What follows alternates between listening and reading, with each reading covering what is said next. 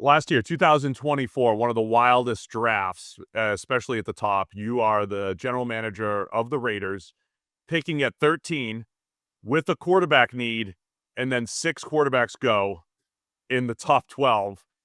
There were a lot. So let's ask about the rumors again. There were rumors that Michael Penix Jr. may have been the pick had he been there, but the Falcons make the pick at 8. So first off, would Michael Penix Jr. have been the pick had he been on the clock at pick 13 for the Raiders? Did a lot of work, talked a lot about it, but in the end, probably not. Probably not. With now looking back, if I knew that I only had 1 year there, maybe that would have been different. I don't know. Um, but Wait, would it have been a we're different quarterback? Would it have been J.J. McCarthy or Bo Nix? Was there a quarterback that you would have so taken that would at have been 13? so that's a little bit different. I get in there. Let me just big picture wise. We're building this for the future, and thinking I'm going to be there at least for a little while. The head coach will be there for a little while. Um, our infrastructure wasn't where it needed to be yet. So we had some concerns. We take a quarterback this early and we have nothing around him. It could be a disaster. So the thought was we need to build the talent level of this team on both sides of the ball. So because we had taught like Jane Daniels, that one would have been easy, and that's an easy one. But then when we got into the JJ McCarthy, Bo Nix, and Michael Penix, as far as trading up for those guys, that I was not as much into trying to trade up for one of those quarterbacks to give up that many assets because we're gonna have to give up a lot of draft picks. We need as many as possible to build up the team. So that would have been a hard move to make to trade up for one of those quarterbacks.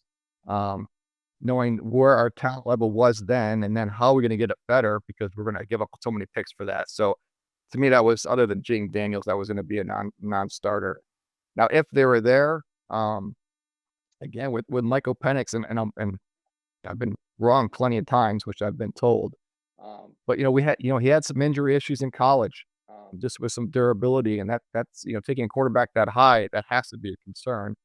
Um, Hope at this point, he hasn't had an issue, but he hasn't played a lot yet. But everything's healed up, and hopefully it's good to go. But that was a bit of a concern. Um, Bo Nix, a little bit, um, his background of work, his durability, his movement skills. That one was interesting, and he's gone to the perfect team. That would have been a good possibility.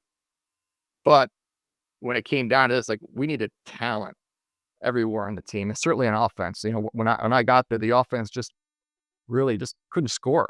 Didn't have enough talent on offense. But so even though taking a tight end and that high in the draft probably not always advisable, especially with people like you. So I'd say, hey, look, we need people who can score.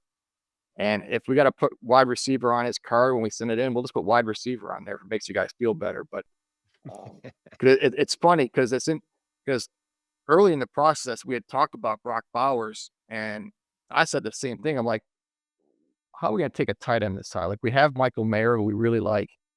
Um, we prefer to take a premium position in the first round of the draft, and just on the pay scale, tight ends don't fit in that group. Um, so it's something we had kind of pushed to the side, even though we knew how good he was. And as we got later in the process, the way I looked at it, what he could bring to our offense, what he could do, I kind of went off the script a little bit, and we decided to go that route. And I'm glad we did. He's now a standing player.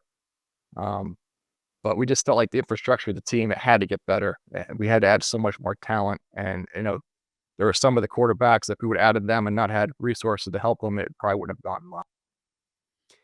You said you spend all this time running through mock draft simulators, looking for what other people are going to do. Had you actually come across a scenario at that point where 6 quarterbacks had gone before you guys were picking? Like, was that something you were expecting to happen? Most people expected 4, I think, to go, and then Bo Nix and Michael Penix both going that early felt like a shock from the outside. I expected 5. I did not expect 6. I'll be honest with you. So I knew the Falcons liked Penix a lot. I thought they liked him in the second round. I just when I looked at the Yes. when I looked at you only have so many assets at different positions, and I just felt with the signing of Kirk Cousins at that time and what the investment they put in him, that they would be looking for a young quarterback to take after the first round. I thought for sure they would take a pass rusher. That's been a need for them for a long, long time, and I thought they would go that route.